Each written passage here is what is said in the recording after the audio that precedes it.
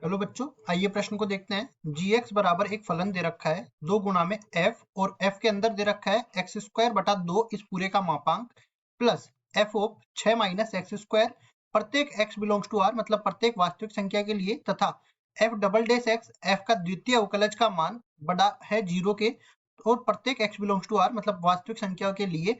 तो gx रासमान है। कौन से विकल्प में रासमान का अंतराल दे रखा है, यह हमें ज्ञात करना है। प्रश्न को हल करने से पहले इसकी मुख्य अवधारणा के बारे में चर्चा कर लेते हैं। मुख्य अवधारणा तो देखो, इस तरह से हम लोग बता देते हैं। मान लो कि कोई भी फलन y बराबर में एफ एक्स इस तरह से दे रखा है, इसका अवकलन किया डी वाई बटा डी एक्स मिल गया, और ये एफ डेस एक्स के बराबर भी मैं मान लेता हूँ।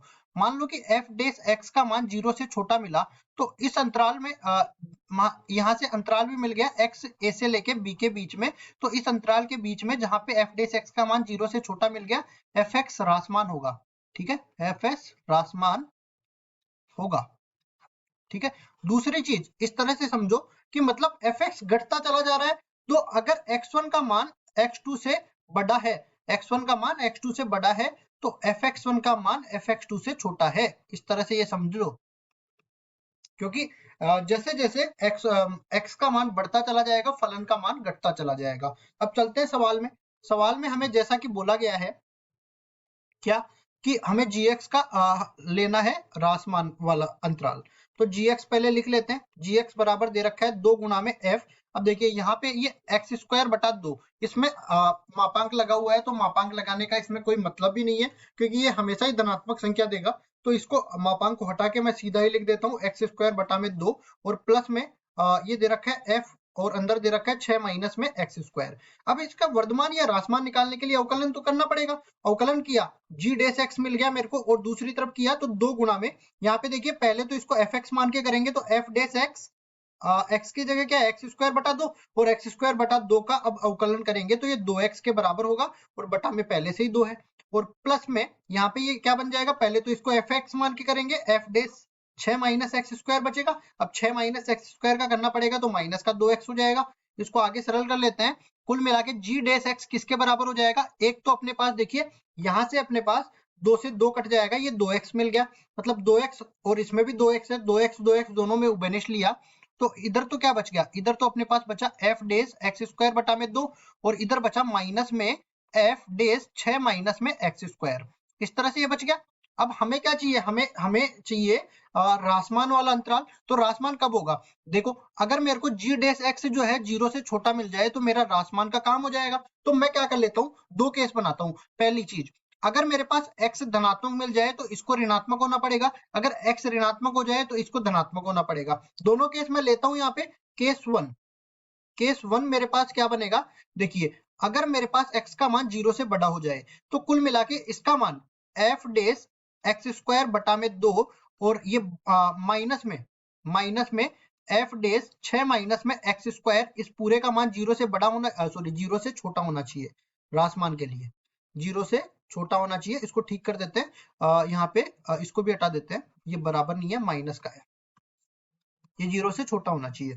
अब देखिए इसको दूसरी तरफ लेके जाते हैं, तो f डेस एक्स स्क्वायर बटा में 2, ये छोटा होना चाहिए f डेस 6 माइनस में एक्स स्क्वायर। अब कुल मिला के देखो एक चीज समझो, हमें सवाल में ही पहले दे रखा है कि क्या f डबल डेस एक्स जो है 0 से बड़ा है, इसका मतलब ये है कि इसका जो समाकलज, मतलब f डेस एक्स का अवकलन करने के बाद ये मिला होगा, इससे पहले वाला जो होगा वो हमेशा ही वर्धमान होगा, और हमेशा वर्धमान होगा तो ये वाला समझ लो कि अगर x1 x2 से बड़ा है, तो fx1 fx2 से छोटा होगा। ये तो रासमान के लिए लिख देते हैं, ये तो हमारे पास रासमान के लिए है।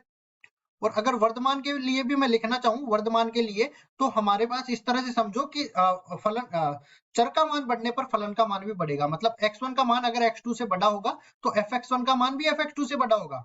ठीक है जी।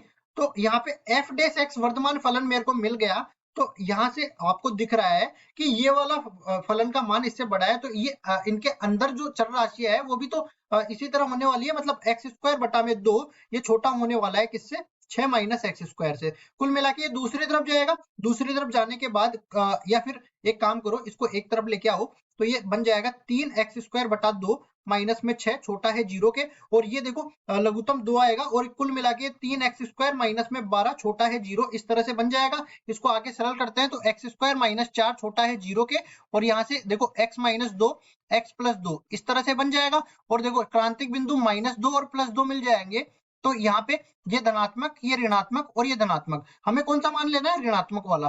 तो यहाँ से x का मान -2 से लेके +2 के बीच में आ गया, और साथ ही साथ इस तरह से समझो ये मान मैंने 0 से बड़ा लिया था, 0 से बड़ा लिया था, तो यहाँ पे दोनों का उभयनिष्ठ मान जब लेते हैं ना, उभयनिष्ठ मान या उभयनिष्ठ अंतराल कुछ भी बोल दो, ये x बिलोंग्स टू 0 से लेके 2 के बीच में आ जाएगा। अब दूसरा केस तो हमने लिया ही नहीं है, दूसरा केस भी तो लेना पड़ेगा, केस 2। केस 2 कब होगा, जब अपने पास x का मान 0 से छोटा होगा। x का मान 0 से छोटा होगा तो यहीं से समझ लो, ये पूरा मैंने ये रामकथा यहाँ पे बनाई है ना, ये यहाँ पे 0 से छोटा होगा। अब ये पूरा 0 से बड़ा होगा, 0 से बड़ा होगा तो ये भी बड़ा होगा 0, इस वाले फलन से, इस वाले पद से 0 से बड़ा होगा, और इधर ये जो है बड़ा वाला चिन्ह आ जाएगा, और इसी तरह यहाँ पे भी बड़ा वाला चिन्ह आ जाएगा। कुल मिला के हमें जो है धनात्मक वाला लेना पड़ेगा इसमें, और धनात्मक वाला लेना पड़ेगा तो इसमें देखिए, एक तो अपने पास बन गया x का 0 से लेके माइनस अनंत से लेके 0 के बीच में, और दूसरा क्या बन रहा, दूसरा यहाँ पे x बिलोंग्स टू माइनस अनंत से लेके -2 के बीच में, और यूनियन 2 से लेके अनंत के बीच में। अब देखो इस वाले को तो हटा ही देते हैं क्योंकि उभयनिष्ठ लेंगे, धनात्मक वाला तो हट ही जाएगा क्योंकि 0 से तो छोटा लेना है, और 0 से छोटी संख्या -2 होती है, तो उभयनिष्ठ में -2 पहले आएगा ना। तो यहाँ से कुल मिला के अपने पास इसका उभयनिष्ठ मान आ जाएगा माइनस अनंत से लेके -2 के बीच में। ठीक है, अब देखो केस 1 और केस 2 दोनों का जो मान अलग अलग मैंने लिए हैं उनका यूनियन करना पड़ेगा, क्योंकि दोनों के मान मेरे को लेना पड़ेगा। तो x बिलोंग्स टू माइनस अनंत से लेके -2, और इसमें यूनियन करना पड़ेगा -2 से लेके 0 से लेके 2। इसको सही कर देते हैं, देखिए 0 से लेके 2 के बीच में ये करना पड़ेगा।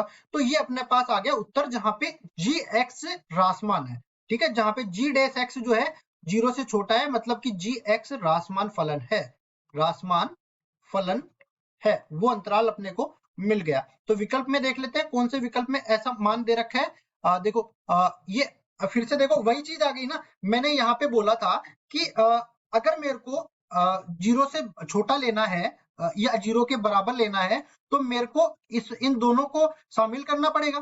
ठीक है, लेकिन मैंने ये सरल कर दिया किस तरीके से कि ये 0 के बराबर नहीं है। ठीक है, अगर 0 के बराबर नहीं है तो हमारे पास जो भी अंतराल आया है ना, उसमें ये किनारे के बिंदु शामिल नहीं किए मैंने, लेकिन जो अपने पास उत्तर दे रखा है ना उसमें किनारे के बिंदु शामिल है। तो देखो जैसे मैंने कहा कि आपको जो है उत्तर के हिसाब से अपने जो भी उत्तर आया है ना उसके हिसाब से अपने को बताना है। तो 0 को शामिल इसमें करना पड़ेगा, तो किनारे के बिंदु को भी इसमें शामिल करना पड़ेगा। तो मैं कहूंगा कि अगर g डैश x का मान 0 से छोटा या 0 के बराबर लेना है, तो ये किनारे के बिंदुओं को यहाँ से बड़ा वाला अंतराल में लेना पड़ेगा। इस तरीके से समझो, देखो ये बड़ा है 0 के, और यहाँ पे, और ये अपने पास बंद अंतराल आ जाएगा। तो कौन सा विकल्प आ जाएगा, कौन सा विकल्प आ जाएगा, डी विकल्प आ जाएगा। डी विकल्प बिल्कुल सही उत्तर हो जाएगा। आशा करता हूँ ये सवाल आपको समझ में आया होगा। धन्यवाद।